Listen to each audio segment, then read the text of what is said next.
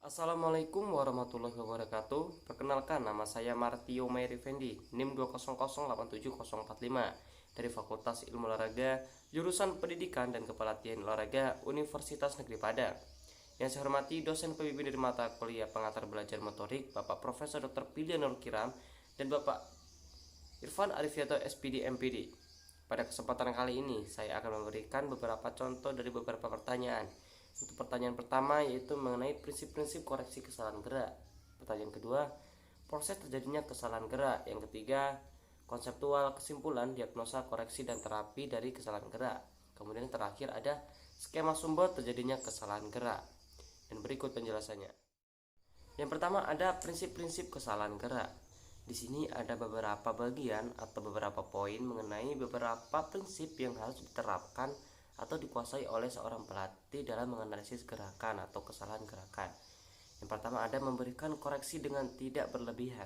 Contohnya itu saat pesepak bola melakukan kesalahan, sebaiknya pelatih mengoreksi di bagian tertentu saja atau kesalahan yang sering dilakukan oleh para peserta didik agar peserta didik tidak merasa tertekan dan terbebani. Kemudian ada poin kedua yaitu memperhatikan karakter dari siswa.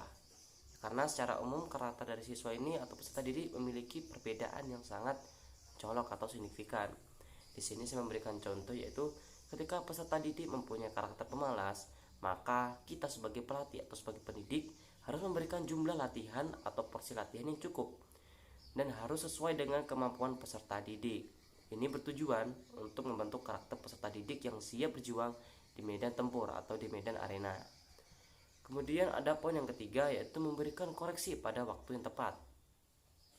Contohnya itu dalam cabang olahraga futsal, yang mana saat pemain salah melakukan rotasi, maka pelatih sesegera mungkin memberikan arahan dan koreksi agar bentuk kesalahan seperti ini dapat dibenarkan dan tidak terjadi miskomunikasi antar pemain, misalnya antara flank dengan pivot atau dengan ancor.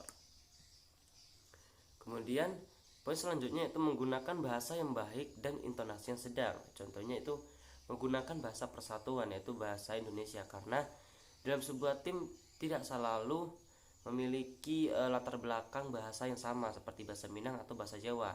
Namun dari beberapa instansi memiliki peserta didik di dalamnya itu memiliki latar belakang budaya, latar belakang bahasa yang berbeda-beda. Makanya kita sebagai pelatih menggunakan bahasa persatuan yaitu bahasa Indonesia agar mudah dipengerti dan dipahami oleh peserta didik.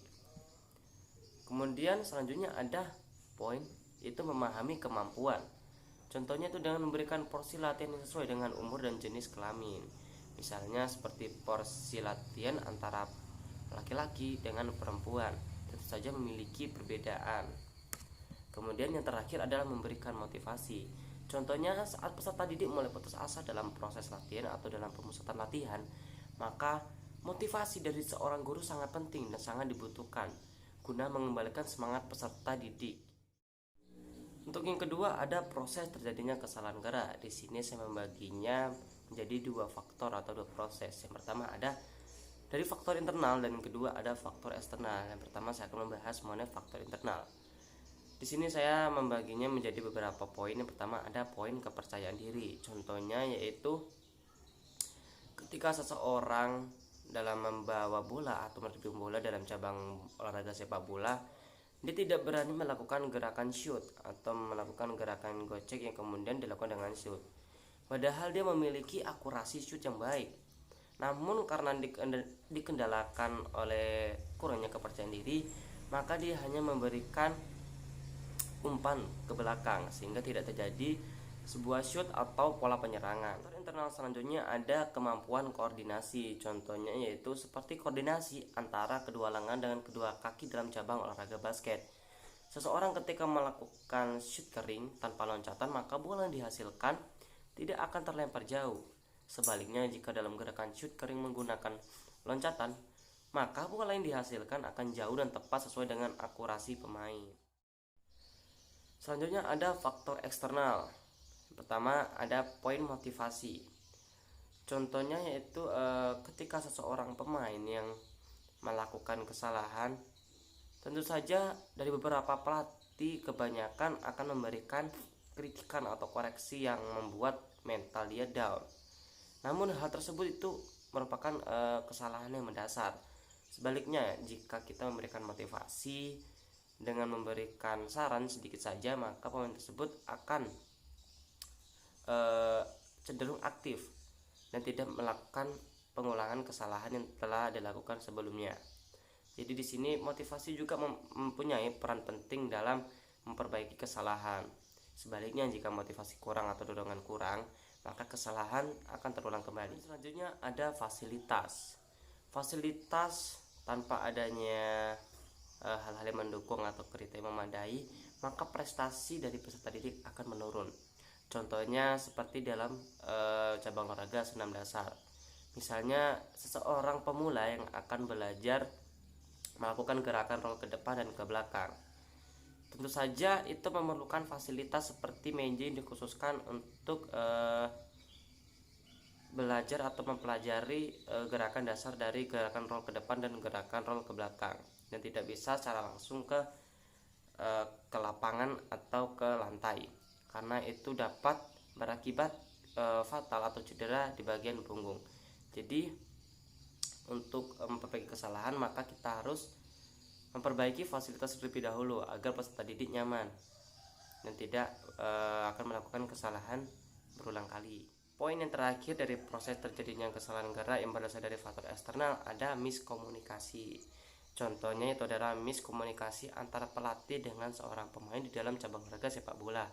Misalnya seorang pelatih memberikan arahan kepada defender atau kepada back agar membantu melakukan attacking atau melakukan pola penyerangan ke depan. Namun di sini defender hanya berdiam atau lebih memilih bertahan di daerah pertahanannya dan tidak melakukan atau membantu penyerangan ke depan. Itu merupakan miskomunikasi yang sering terjadi. Untuk yang ketiga ada konseptual, diagnosa, koreksi, dan terapi. Di sini pertama ada konseptual kesalahan gerak. Contohnya itu adalah gerakan roll dalam senam gimnastik yang meliputi roll depan dan roll belakang. Yang mana di sini untuk memperbaiki kesalahan yang terjadi di dalam gerakan roll, maka kita harus mengikuti prosedurnya. Itu didasarkan pada struktur dasar gerakan yang mulai dari memperbaiki fase awal, fase utama, dan fase akhir. Kemudian ada diagnosa kesalahan gerakan. Contohnya itu adalah dalam cabang olahraga futsal, yaitu kesalahan dalam melakukan gerakan shoot yang berujung cedera. Mana di sini sebagai pelatih kita harus melacak dan menentukan apa sih penyebab kesalahan tersebut. Yang mana langkah dari dalam diagnosa dalam cabang olahraga futsal ini ada beberapa cara. Yang pertama ada awalan, langkah. Yang ketiga ada koordinasi antara kedua kaki dengan ayunan tangan. Yang keempat ada posisi akhir. Ya, barulah kita dapat mendiagnosa dari kesalahan tersebut. Kemudian ada koreksi. Di sini saya memberikan contoh yaitu dalam gerakan lompat jauh, mana biasanya peserta didik atau pemula belum bisa menempatkan kakinya dengan tepat pada balok tumpuan. Mana kemudian pelatih biasanya akan mengatakan atau memberikan informasi kepada peserta didik untuk menempatkan kakinya di balok tumpuan dengan tepat, dan harus disertakan dengan tips dan bimbingan yang cukup, serta diberikan dorongan atau motivasi. Kemudian ada terapi. Contohnya yaitu ketika kiper melakukan kesalahan gerakan dalam cabang olahraga futsal, di mana salah satu dari kakinya cedera. Dan untuk terapinya bisa menggunakan latihan fitness sederhana yang bertujuan untuk recovery otot kaki, seperti melakukan latihan sederhana seperti latihan squat, dan bisa dikasih atau diberikan beban itu di gym, dan beberapa latihannya yang bertujuan untuk merecovery dari otot kaki ini. Yang keempat ada skema sumber terjadinya kesalahan gerak. Mana skema sumber terjadinya kesalahan gerak ini dapat dibagikan menjadi beberapa bagian. Yang pertama ada sumber kesalahan, di mana sumber kesalahan ini mencakup faktor internal dan faktor eksternal. Bagian faktor internal ada beberapa poin. Yang pertama ada percaya diri dan kemampuan koordinasi.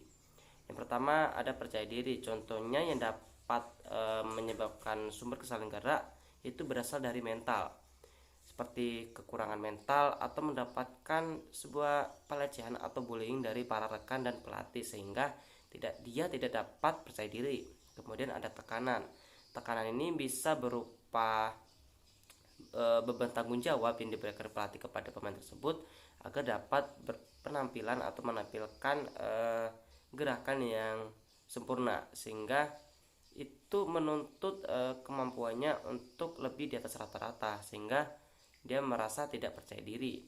Kemudian adanya yang ketiga ada pengalaman, yaitu kurangnya pengalaman atau kurangnya jam terbang sehingga kesalahan dapat terulang atau tercipta.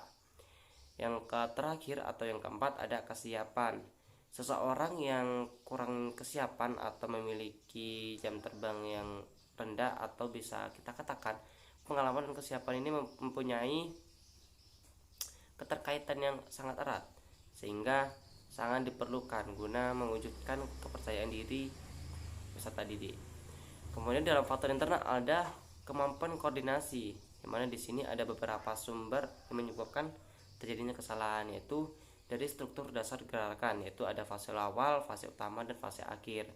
Di mana dari fase ketiga ini sebagai pelatih atau sebagai guru harus membimbing dengan baik agar tidak terjadinya kesalahan.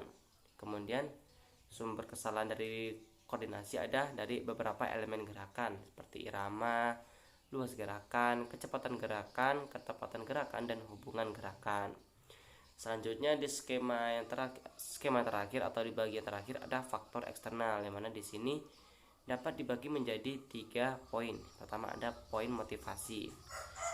Sumber kesalahan atau terjadinya kesalahan gerakan pertama berasal dari motivasi, yaitu seperti kurangnya dorongan dari pihak atau dari beberapa pihak yang memang dianggap penting oleh peserta didik. Salah satunya itu adalah dari pelatih. Kemudian dalam faktor eksternal ada poin fasilitas. Contohnya yaitu peralatan tidak sesuai dengan kriteria atau tidak mendukung, sehingga jika fasilitas tidak mendukung maka kesalahan tersebut kemungkinan akan terulang kembali saat pengaplikasiannya atau penerapannya. Yang terakhir poinnya yaitu adalah miskomunikasi. Contohnya itu adalah bahasa yang berbelit-belit, kemudian ada pembahasan yang terlalu banyak, tidak sesuai, dan tidak komplit. Demikianlah hasil presentasi dari video yang saya buat. Terlebih kurangnya saya mohon maaf sebesar-besarnya, baik dalam penyampaian materi, penggunaan bahasa, serta pemberian contoh. Dan saya akhiri dengan wassalamualaikum warahmatullahi wabarakatuh.